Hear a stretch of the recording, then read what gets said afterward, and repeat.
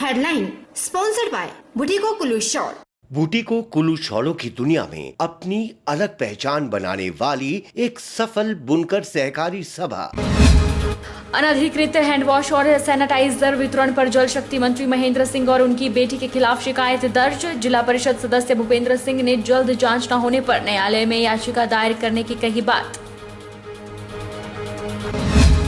घुमारवी अस्पताल को Covid centre बनाए जाने पर लोग नाराज। स्थानीय लोगों ने प्रशासन और सरकार के प्रति जताई नाराजगी। बोले किसी दूसरे अस्पताल में बदला जाए कोविड सेंटर। 20 लाख करोड़ की आर्थिक पैकेज की घोषणा का हर वर्ग ने किया स्वागत। लोगों का कहना कोरोना की वजह से देश में आई अस्थिरता को पटाने में यह सकारात्मक पहल। और जिला मंडी की बलग पंचायत में युवक की पिटाई का वीडियो वायरल। पंचायत प्रधान और उसके पति द्वारा की गई युवक की पिटाई। पुलिस ने मामला दर्ज कर आगामी कार्रवाई की शुरू। नमस्कार, आप देख रहे हैं HP 24x7। मैं हूं जनीशा। धर्मपुर विधानसभा क्षेत्र में जल शक्ति मंत्री महेंद्र सिंह और उनकी बेटी की फोटो युक्त हैंडवॉश और सैनिटाइजर वितरण की शिकायत सुजाव पीपलू जिला परिषद सदस्य भूपेंद्र सिंह ने मुख्यमंत्री से की है, जिसमें उन्होंने बताया है कि इस केमिकल युक्त तरल पदार्थों की बोतलों पर फोटो के अतिरिक्त कोई और जरूरी सूचनाएं और दिशा निर्देश मुद्रित नहीं है। भूपेंद्र सिंह ने बताया कि हैंडवॉश और सैनिटाइजर पर ना निर्माता कंपनी का नाम है और ना ही उन पर कोई डेट छापी गई है। लाइसेंस नंबर भी दर्ज नहीं है और ना ही इनमें प्रयोग की गई रासायनिक सामग्री का अनुपात बताया गया है। ये दोनों चीजें किसी लैब से अनुमोदित होनी चाहिए थी, क्योंकि इनसे किसी भी व्यक्ति का स्वास्थ्य प्रभावित हो सकता है और अगर किसी को कोई चर्म रोग हो या अन्य कोई बीमारी भी हो सकती है। इसलिए इसके प्रयोग की विधि भी मुद्रित करना अनिवार्य होता है। लेकिन जिस आदर्शनी वेलफेयर सोसाइटी का नाम इस पर छापा है, उसका एड्रेस भी नहीं लिखा गया है। भूपेंद्र सिंह ने कहा कि अगर प्रशासन और सरकार जल्दी जांच नहीं करती है और इस पर रोक नहीं लगाती है तो वे न्यायालय में याचिका दायर करेंगे। ये बहुत हैरानी की बात है कि ये जो संस्था के माध्यम से ये जो सैनिटाइजर दिए जा रहे हैं, इसमें जो हिमाचल प्रदेश सरकार के अंदर सबसे वरिष्ठ मंत्री हैं श्री महेंद्र सिंह जी, एक तरफ उनका फोटो छपा है और दूसरी तरफ जो इस संस्था की जो अध्यक्षा है, जो उनकी बेटी है वंदना गुड़िया जी, उनका फोटो छपा है। मगर उसके अलावा इस जो संस्था का ना कोई पता उसमें लिखा गया है, ना पंजीकरण नंबर लिखा गया है, ना इन हैंड वॉश और जो सैनिटाइजर जो वितरित किए जा रहे हैं, इनके किस बैच के तहत ये बने हैं, कब बने हैं, उसमें कितने कौन से कंपोनेंट हैं, अल्कोहल की कितनी मात्रा है, दूसरे जो केमिकल्स हैं उनकी कितनी मात्रा है, कोई भी विवरण उसमें नहीं दिया गया है। घुमारवी हॉस्पिटल को कोविड-19 का अस्पताल बनाए जाने पर स्थानीय लोगों ने प्रशासन और सरकार के प्रति नाराजगी जताई है, साथ ही पुनर्विचार करने का आग्रह किया है। स्थानीय लोगों ने सुझाव दिया है कि इस कोविड सेंटर को कहीं दूसरे अस्पताल में बदला जाए। स्थानीय लोगों ने अपनी नाराजगी जताते हुए कहा कि घुमारवी हॉस्पिटल में तीनों विधानसभा क्षेत्रों के लोग अस्पताल पर निर्भर रहते हैं। अगर इस अस्पताल में कोरोना वायरस का कोई भी मरीज आ जाता है तो इस अस्पताल में OPD बंद हो जाएगी, जिससे आम जनता को परेशानी उठानी पड़ेगी। स्थानीय लोगों ने सुझाव दिया है कि इस कोविड सेंटर को कहीं दूसरे हॉस्पिटल में बदला जाए, जहां पर OPD कम हो, या किसी खाली भवन में इसे तब्दील कर देना चाहिए। जो कोविड-19 सेंटर घुमारवी में बनाया गया है, तो इसमें सरकार को पुनर्विचार करना चाहिए, क्योंकि घुमारवी जो है वो व्यस्ततम बाजार है और इस सरकार को मतलब किसी बाजार से कहीं दूर कोविड-19 का सेंटर बनाना चाहिए। अगर इससे जो है आने वाले टाइम में जो है वो समस्याएं हो सकती है। कि कल ही हमें शाम को एक नोटिफिकेशन के जरिए पता लगा था कि घुमारवी अस्पताल को कोविड-19 के लिए जिला बिलासपुर का सेंटर घोषित कर दिया गया है। जो एक घनी आबादी होने के चलते घुमारवी नगर परिषद ने इस अस्पताल को कोविड-19 का सेंटर बनाने का प्रशासन का निर्णय कहीं ना कहीं हमें खटक रहा है। उससे बेहतर होता कि कहीं ऐसी जगह पे जहाँ पे आबादी थोड़ी कम हो, उस जगह पे अगर इस कोविड-19 सेंटर को वहाँ ले जाते तो सबसे बेहतर होता है। SDM ज्वाली सलीम आजम ने सर्विलांस ऑफिसर्स को डाटा कैसे भरना है, कैसे सॉफ्टवेयर को चलाना है, इसकी विस्तार पूर्वक ट्रेनिंग दी है। जिलाधीश कांगड़ा के निर्देशानुसार बाहर से आने वाले लोगों का ऑनलाइन डाटा बनाया जा रहा है, जिसके लिए सर्विलांस फॉलोअप सॉफ्टवेयर पर डाटा भरा जा रहा है। पंचायत स्तर पर कार्यरत सचिव को सर्विलांस ऑफिसर बनाया गया है और ऑनलाइन डाटा भरने के लिए एसडीएम ज्वाली सलीम आजम की अध्यक्षता में ट्रेनिंग दी गई। एसडीएम ज्वाली सलीम आजम ने सर्विलांस ऑफिसर्स को डाटा कैसे भरना है, कैसे सॉफ्टवेयर को चलाना है, इसकी विस्तार पूर्वक ट्रेनिंग दी।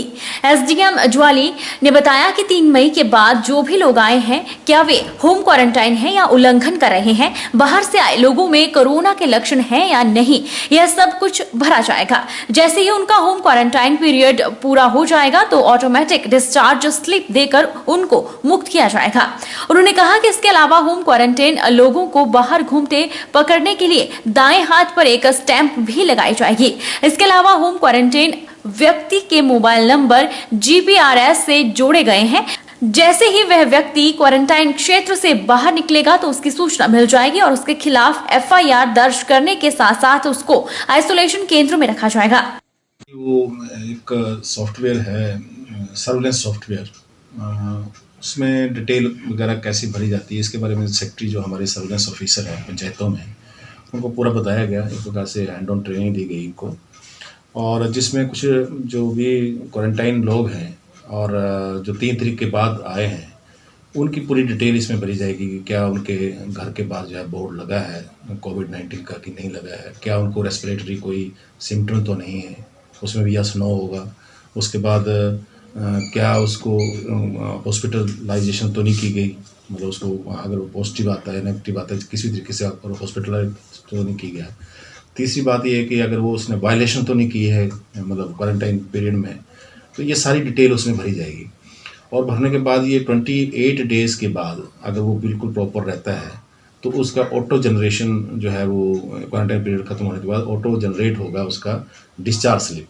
वो डिस्चार्ज स्लिप जो उस आदमी को दी जाएगी और उसका सर्विलांस से उसका सॉफ्टवेयर से नाम डिलीट हो जाएगा। हमीरपुर उपायुक्त हरिकेश मीणा ने कहा है कि बाहरी राज्यों से आने वाले लोगों को संगरोध करने के लिए सभी तैयारियां पूरी कर ली गई है। इसके लिए उपमंडल स्तर पर विभिन्न संगरोध केंद्र चिन्हित कर वहां लोगों को रखने की पर्याप्त व्यवस्था की गई है। पंचायत स्तर पर भी 10 से 20 व्यक्तियों की क्षमता के संगरोध केंद्र स्थापित किए गए हैं। उन्होंने कहा कि 22 मई 2020 तक जिला में बाहर से आ चुके लोग जहां संगरोध हैं वे वही रहें। अभी तक लगभग 15,000 ऐसे लोग जिला में पहुंच चुके हैं और उन्हें घर पर ही संगरोध किया गया है। हमने उसके रेस्पेक्ट में भी 2 नोडल ऑफिस लगाए हैं under the chairmanship of ADM Hamirpur.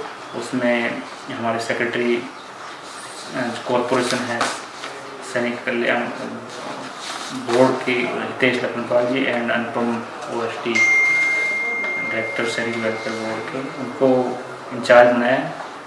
और इसमें हितेश जी देखेंगे वो किस डिफरेंट सब डिविजन्स पे किस तरह से कैपेसिटी क्रिएटेड है, उन सब डिविजन्स पे उस पर्टिकुलर डे में कितने लोग आ रहे हैं, और जो थ्रू सिस्टम जो आ रहे हैं चाहे वो ट्रेन से आए, जैसे बंगलोर से हमारे पास ट्रेन आ रही है, गोवा से आ रही है 15 को, और डिफरेंट डिस्ट्रिक्ट से आनी, डिफरेंट स्टेट से आनी है ट्रेन से उड़ना या बसों के थ्रू सिस्टम के थ्रू नोडल ऑफिसर्स आ रहे हैं, तो उनको कैसे रिसीव करना है उनके लिए अनुपम जी नोडल ऑफिसर हैं। और ये जो कंट्रोल रूम जो हमारा डिस्ट्रिक्ट का है इनके थ्रू कोऑर्डिनेट करना।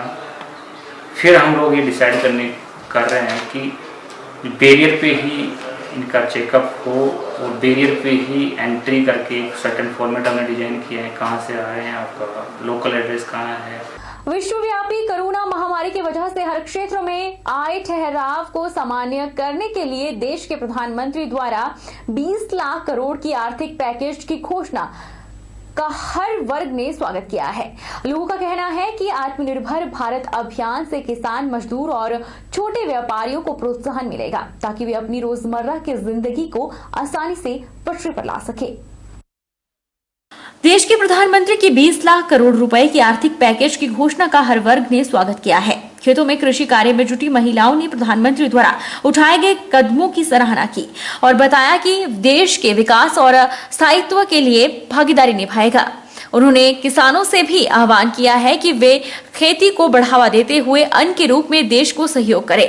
प्रधानमंत्री के आर्थिक पैकेज की घोषणा को व्यापारी वर्ग ने भी सराहनीय प्रयास बताया।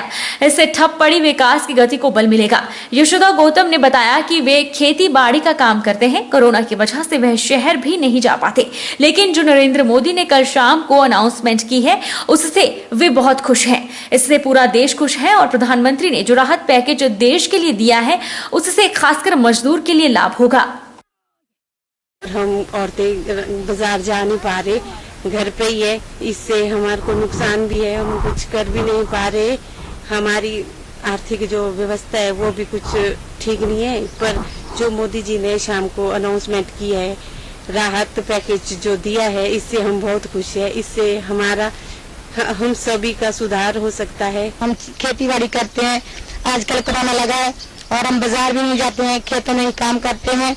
मोदी जी ने शाम को जो भाषण दिया है और हम उससे बहुत खुश हैं कि किसानों को इससे बहुत फायदा होगा।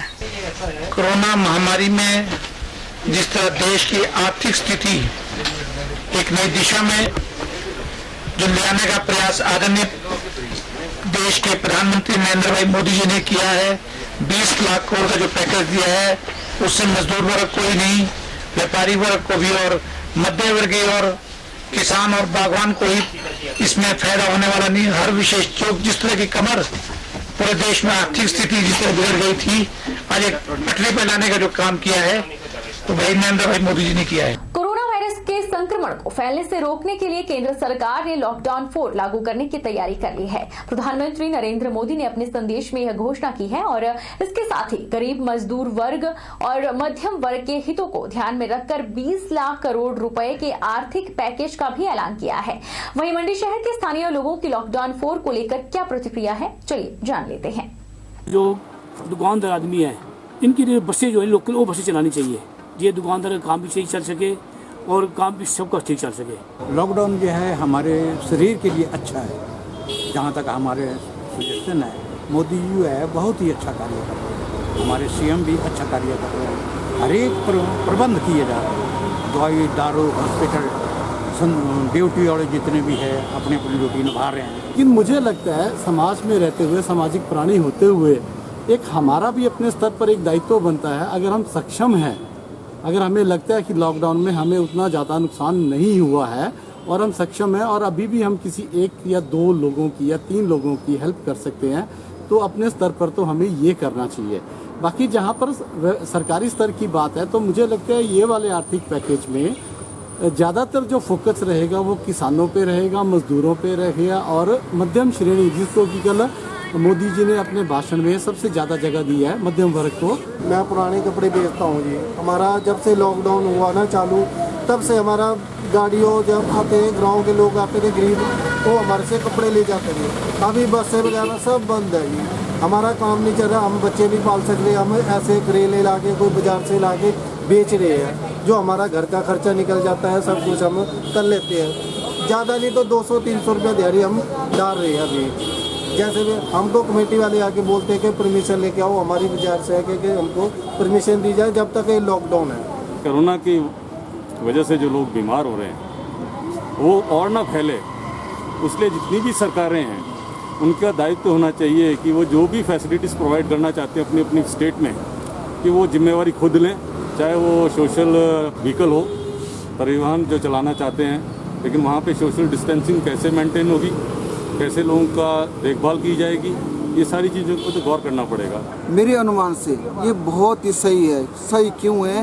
क्योंकि हमें ज़िंदगी प्यारी है, काम तो होते रहेंगे, जो काम चल रहा है वो थोड़ा बहुत मिल रहा है, ये कृपा प्रभु की है। हमारे कोई भाई बंधु हैं वो जो घर में बैठे हैं, तो उनको लिए जो हर महीने जो हम जो नगर पालिका को हम जो है 900 रुपये देते हैं, वो पर्ची काटते हैं, तो हमारी ये निवेदन है कि जो घर में बैठे हैं, जो अभी महीने की नहीं दे सकते हैं, वो उनको जो माफ़ कर दी जाए। और उसके बाद जो है जो हम जैसे मान लो अभी हम 10-15 दिन से, यानी कि 31 से हम खोल रहे हैं यहाँ से, तो कुछ पहले आए हैं, कुछ अभी घर में हैं, तो उनके लिए भी जो सरकार कुछ सोचे। जिलाधीश कांगड़ा के निर्देशानुसार जम्मू कश्मीर में फंसे लगभग 70 लोगों को हिमाचल वापस लाया गया। ये लोग सिरमौर के रहने वाले हैं और जम्मू कश्मीर में अलग अलग जगह पर काम करते थे। नूरपुर से 3 बसें जम्मू कश्मीर को भेजी गई और जम्मू कश्मीर में फंसे लोगों को वापस सिरमौर पहुंचाया गया। एसडीएम नूरपुर डॉक्टर सुरेंद्र ठाकुर ने बताया कि जिलाधीश कांगड़ा के निर्देशानुसार जम्मू कश्मीर में फंसे लगभग 70 लोगों को लेने के लिए नूरपुर से 3 बसें भेजी गई थी। पर्याप्त मात्रा में उन लोगों के लिए खाना और पानी की व्यवस्था करके पटवारी के हाथ भेज दिया था। उन्होंने बताया कि सभी लोग जम्मू कश्मीर में अलग अलग जगह पर काम कर रहे थे। उन लोगों को जम्मू कश्मीर से लाकर सिरमौर भेज दिया गया है। श्रीनगर ये जो जम्मू और कश्मीर सिरमौर की जो लेबर है जो कश्मीर और जम्मू में जो अलग अलग जगहों पे काम करती थी, 70 के आसपास लोगों के लिए इसमें खुद डी साहब के माध्यम से लागू हुई थी और डी साहब के आदेशों के अनुसार ही हमने यहाँ से इनके लिए 3 बसेस भेजी। बसेस में हमने उनको लेने के लिए यहाँ से एक पटवारी भेजा था। पर्याप्त मात्रा में हमने यहाँ से फूड और फ्रूट्स भेजे थे, पानी की व्यवस्था मैंने की थी। वक्त तो चला है छोटे से ब्रेक का। ब्रेक के उस पार फौरन लौटेंगे।